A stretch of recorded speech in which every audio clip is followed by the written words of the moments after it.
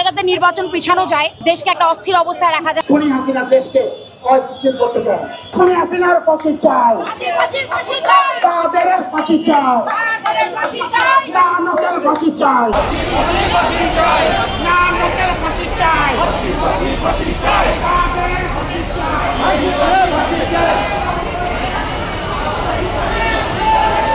আমাদের মাননীয় তারেক রহমান স্যার যাতে দেশে আসতে না পারেন, এই জন্যই অস্থির অবস্থাগুলো তৈরি করা হচ্ছে, যাতে দেশের মানুষের শান্তি শৃঙ্খলা সব নষ্ট করা যায়। শেখ হাসিনা দেশে নাই, কিন্তু তার লোকজন তো এখনো আছে। তাহলে কেন এখন পর্যন্ত ডক্টর ইউনূস তাদের বিচার করছে না? কেন এখন পর্যন্ত এটা চলে যাচ্ছে? কেন? আমরা এটা জবাব চাই। আমরা এই তত্ত্বাবধায়ক সরকারের কাছে এটার জবাবের জন্য আজকে আমরা এখানে নেমেছি। আমরা এটার বিচার না হওয়া পর্যন্ত এখান থেকে যাব না। বিএনপির একজন লোক তার বাসায় এসেছে এবং ওখানে বোম রেখেছেন, এবং আমাদের চেয়ারম্যান স্যার অফিস থেকে আমরা বিস্ফোরক অনেক কিছু পাওয়া গেছে, তাকে মেরে ফেলার হুমকি দেওয়া হচ্ছে। খুনি হাসিনা আজকে সরাসরি নির্দেশ দিয়েছিল ঢাকা নিষিদ্ধ ছাত্রলীগের ঢাকা মহানগরের সহসভাপতি মোস্তফা নাফিজ, তাকে যে বাবিহার জাজকে যাতে বোমা মেরে উড়িয়ে দেওয়া হয়। এই ধারাবাহিকতায় আমাদের বনানী কার্যালয়ে বোমা সদৃশ বস্তু পাওয়ার আমরা খবর পেয়েছি। বনানী থানা পুলিশ সেখানে গিয়েছিল।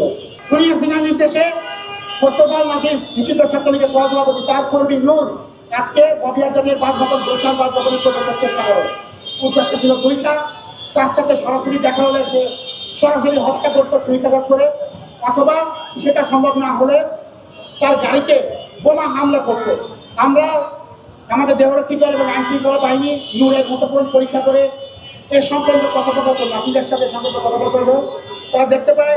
আমরা মনে করি নূর গতকাল প্রমাণের পর আজকে ববি আজাদের উপর যে হামলার চেষ্টা, এটা দেশকে অস্থিতিশীল করার সামিল। জুলাই আন্দোলনে যারা সম্মুখীন যোদ্ধা রয়েছেন, যারা নেতৃত্ব দিয়েছেন, তাদের উপর একের পর এক হামলা করার মাধ্যমে খুনি হাসিনা দেশকে অস্থিতিশীল করতে চায়।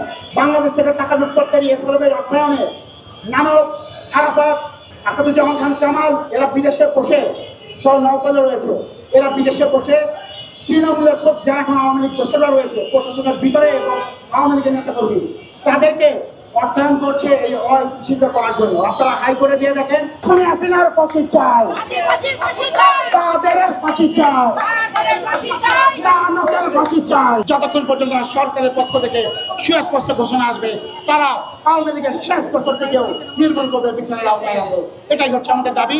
আমরা এখন প্রতীকী অবস্থান নিয়েছি। যদি সরকার আমাদেরকে আশ্বস্ত না দেয়, যুগপৎ আন্দোলনের শরিক সকল দলের সকল নেতাকর্মীদের নিয়ে লাগাতারভাবে আমরা অবস্থান কর্মসূচি করব। একদম গ্রামেও যে দোষরটা লুকিয়ে আছে আওয়ামী লীগে, আমরা তাকেও আইনের আওতায় আনতে চাই, দ্রুত দেখতে চাই। কারণ ফ্যাসিবাদের বিচার না হলে নির্বাচন অনিশ্চয়তার মুখে পড়ে যাবে। হ্যাঁ, পর্যায়ক্রমে একজনের পর একজন মূলধারার যে নেতাকর্মী আছে তাদের উপরে হামলা আসলে উদ্দেশ্যটা কি হতে পারে? উদ্দেশ্য একটাই, দেশকে অস্থিতিশীল করা, যাতে নির্বাচন না হয় এবং অস্থিতিশীল পরিবেশের মাধ্যমে এসআলম সহ বিভিন্ন ব্যবসায়ী দুর্বৃত্তদের টাকায় দেশকে এমন একটা দিকে নিয়ে যাওয়া যাতে জরুরি কোনো অবস্থা তৈরি হয়। ফাঁসি চাই, আরে চলো চলো ফ্যাসিবাদের গতিতে আগুন জ্বলো একসাথে, আওয়ামী লীগের কালো হাত।